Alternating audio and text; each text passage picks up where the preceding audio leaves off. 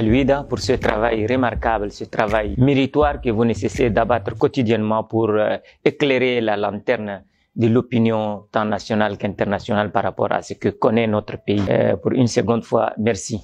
Sans ignorer que notre pays, le Tchad, aujourd'hui, traverse une phase relativement inédite de son histoire.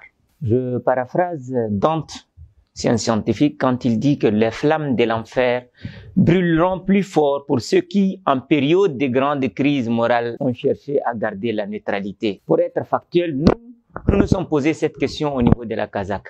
Avons-nous le droit d'être apathiques et indifférents face à ce qui nous entoure ou nous devrions agir? Nous avons choisi la seconde option et puis nous avons commencé par agir comme nous l'avons toujours fait. Le Tchad, notre pays, a connu un événement qui a provoqué une secousse émotionnelle au sein de toute la population. Je voudrais parler de la disparition subite du président de la République, le maréchal Idriss Déby Itno. Pour revenir un peu en arrière, c'était le 19 avril, les gens étaient cloîtrés bonnement chez eux et tout d'un coup, ils apprennent que le maréchal Idriss Déby venait de disparaître au front suite à une blessure, arme à la main. Les Tchadiens étaient dans leur entièreté inquiets. Ils ne savaient à quel sein se vouer face à cette situation imprévue. Dans pareille situation, habituellement, on laisse libre cours à la Constitution. Chose qui n'a pas été le cas parce que l'Assemblée nationale le président de l'Assemblée nationale qui devrait prendre les rênes du pays avait désisté. Il avait désisté parce qu'il y a une situation plus ou moins scabreuse qu'il ne pouvait à lui seul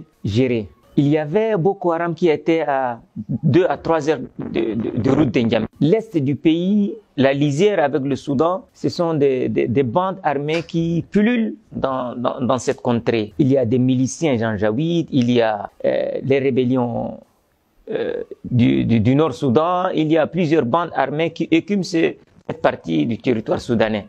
Et c'est la frontière avec le Tchad. La Libye est devenue carrément un no man's land, un pays sans dessus-dessous. Le Niger est menacé quotidiennement, pratiquement régulièrement par AQMI, l'EI, le Moudiao, etc., toutes les organisations terroristes qui écument le Sahel. Et face à cette situation, c'est-à-dire que nous nous trouvons dans une situation caractéristique de l'insécurité au Sahel. Qu'est-ce qu'il y a lieu de faire face au refus du président de l'Assemblée nationale de prendre ses responsabilités? L'armée est condamnée, est obligée de prendre ses responsabilités, ne serait-ce que pour protéger la population, ne serait-ce que pour protéger le pays et pour que les citoyens continuent toujours par baigner dans ce semblant de paix et de stabilité, dans cette paix et cette stabilité autant. Et donc, face à cette situation, nous, en tant que citoyens, nous devrions nous poser cette question. Qu'est-ce que nous pouvons offrir à notre pays?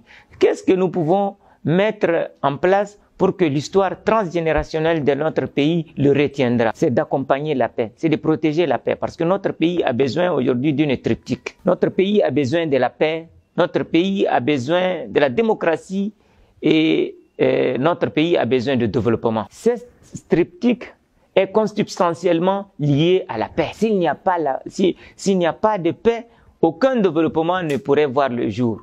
S'il n'y a pas de paix, on ne peut parler d'éclosion d'une société.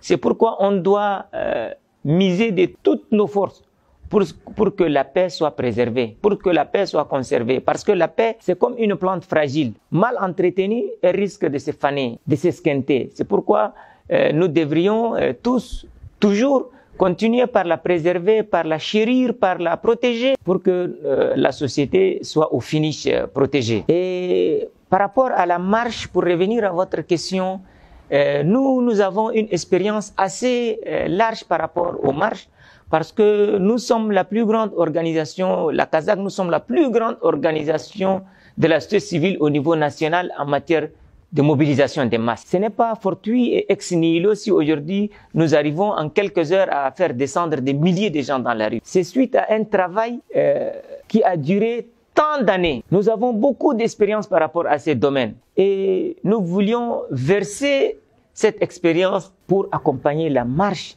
irréversible de la paix que nous souhaitons pour notre pays. Vous conviendrez avec moi que les marches n'ont pas commencé hier, n'ont pas commencé il y a 2 ou 3 mois. Nous, au niveau de la Kazakh, nous avons commencé par marcher depuis plusieurs années. Nous avons sillonné pratiquement tous les quartiers d'Ndiamena à travers nos marches. C'est pourquoi j'ai toujours prêché ce message de la paix. J'ai toujours prêché ce message de la cohésion. J'ai toujours prêché ce message de la stabilité. Donc, avions-nous le droit de rester indifférents face à ce qui nous entoure? Je dirais non. Albert Camus disait qu'il n'y a de pires citoyens que celui qui ne réagit pas face à sa situation. Je suis ahuri, voire stupéfait par les opinions de ceux qui nous attaquent au sein des réseaux sociaux. Nous sommes la seule organisation de la société civile au niveau national à même de mobiliser des dizaines de milliers, voire plus, de gens en quelques heures. Aucune organisation, j'ai dit et j'ai défié, j'ai parié ma tête à couper qu'aucune organisation au jour d'aujourd'hui n'est à même de faire des mobilisations similaires à celles qui sont faites par la Kazakh. Nous avons la rue. Nous avons la maîtrise de la rue. Nous avons la maîtrise de l'opinion, la base. Mais eux, nos détracteurs, ces sycophantes professionnels qui nous attaquent régulièrement, et ils n'ont pour seul pouvoir que le clavier de leur téléphone portable. Donc, il n'y a pas de comparaison entre nous. La différence est claire. La différence est claire entre nous et eux.